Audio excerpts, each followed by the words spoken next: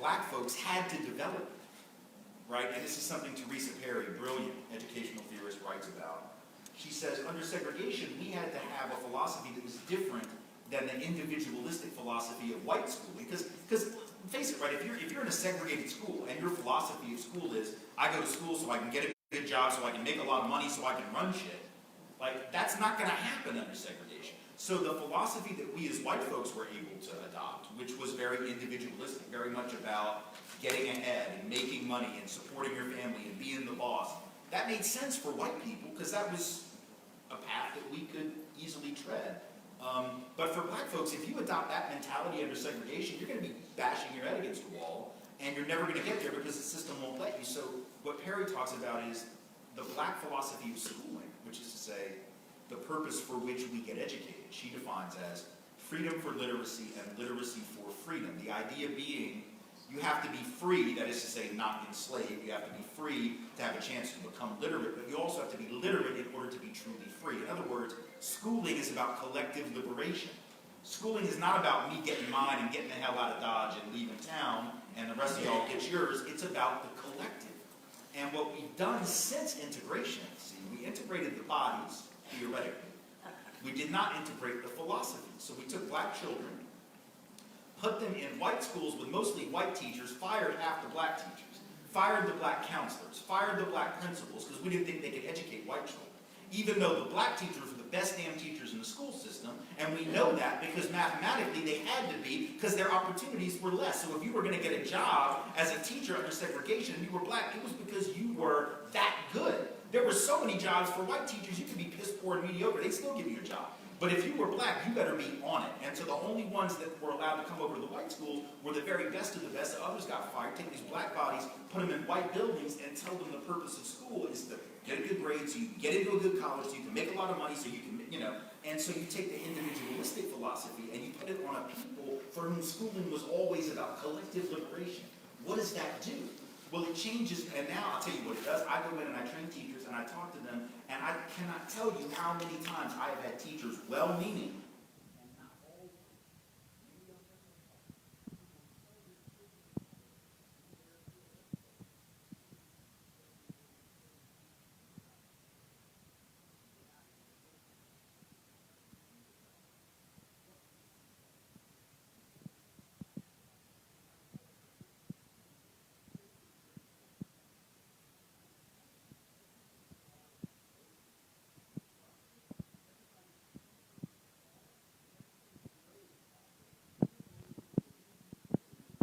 hell with them, get out and get yours.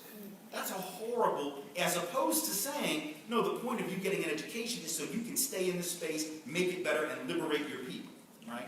But we don't do that because we have this really, frankly, white paradigm of schooling, dominant white paradigm of schooling that has, in many ways, conquered this black paradigm. So to me, that's the most basic way in which whiteness manifests in the school system, and then that leads to the disproportionate punishment, the disproportionate tracking of white folks in advanced level, black and brown, and remedial level, because that all makes sense within a system, the purpose of which is sorting and separating and keeping people divided.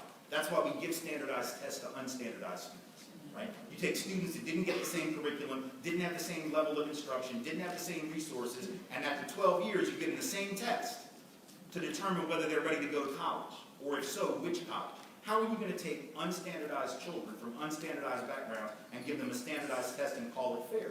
Well, you'll do that if your philosophy of schooling is not equity and not justice and not liberation, if your purpose of schooling is inequality, if your purpose of schooling is some will rule shit and the others will work for us. And that's really what we have created, is a system that does that. And that's how whiteness, to me, is showing up in K-12 and higher, because it continues there as well.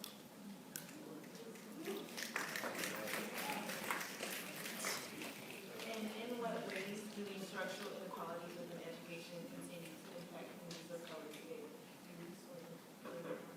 Well, I mean, just, some I referenced already. I mean, and Joy mentioned the disproportionate punishment. We talk about tracking, and the availability of honors classes is about 3 times more prevalent in affluent and mostly white schools as they are in working class schools, and particularly working class schools of color. State of California is a good example. There are 100 160, last time I looked, 160 high schools that don't offer any advanced placement classes at all. They are overwhelmingly in black and brown communities, or poor white communities as well. There's some poor white high schools as well in Bakersfield, in that area, very working class white spaces that they also don't. So it's also a class thing as well as a race thing. So it shows up there. It shows up in the use of standardized tests, which we know from the data are not particularly correlated with success. In fact, all they are intended to correlate with is the first semester of the first year of college. So when you take the SAT or the ACT, it is not even intended to predict your overall performance in college. It is not intended to predict what kind of person you're going to be or how successful you're going to be. It has no correlation with that at all. Anybody who says it does is a fool or a liar. It only has one correlation. It's with the first 3 months. The first semester that you're in college. Okay, well, why are we selecting people for college based on what they're going to do between August and Christmas? Well, we're doing it, and it's a rhetorical question. I know why we're doing it. We're doing it because that works out really well for the people that have had the most resources. The single most highly correlated factor with SAT and ACT score is your zip code. Right? That is to say, you come from this community, therefore you have this kind of schooling, therefore you will do better. That's why we keep it. It's not because it has anything to do with actual ability. It's because it is functional for the people at the top. And when something works for the people at the top, we keep it. If it stops working for people at the top, we get rid of it.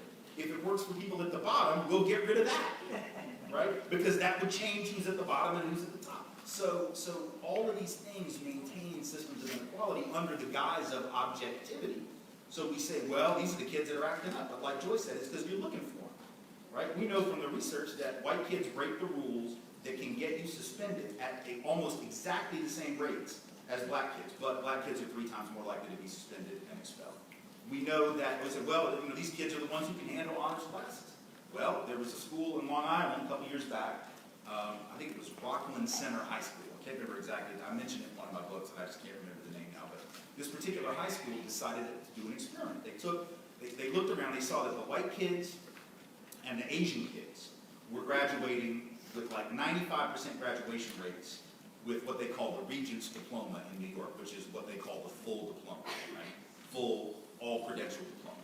But only 35% of black kids and Latino kids were graduating with that in 4 years. So theoretically, they were saying, see, these kids are not as good. Well, what this particular high school did is they said, we're going to get rid of tracking. We're going to get rid of this differentiation by so-called ability. We're going to teach in heterogeneous classrooms rather than homogeneous ones. And we're going to help each other. And a lot of parents screamed and yelled, and they said, oh, that's going to drag down the performance of the advanced ones. But exactly the opposite. The advanced ones actually learned some new skills, helping the ones that were a little bit behind. And then every now and then they find that the ones that were behind were advanced on other skills that they could help them with. And at the end of a 3 or 4 year period, 90% or better of all the groups were graduating with full diplomas. Now, if they don't make that shift, which they could have justified not making. They could have said, look, these kids are not performing. We're going to keep them in remedial and we're going to track them. If they had done that, literally thousands of black and brown children would have not graduated. Their whole lives would have been different. But they made that switch, and now those kids graduated with full diplomas and going to college. So what does that tell you? It tells you it has nothing to do with objective ability at all. It has everything to do with the way in which we view people, whether it's literally in the classroom or before they even get in the classroom. Also, to understand that every system, and this is what's difficult for people, what one has to ask, the fundamental question is, how can people of goodwill watch certain things happen, right? We have to understand that the system actually is designed to, every system is designed to produce the results that it gets. Every major system in America is governed by a white supremacist notion of reality. I don't care if you're an architect, I don't care if you're a teacher. If you begin to pull back the layers, you realize that the foundation of that is who's going to be on top and who's going to be on bottom. It's designed that way.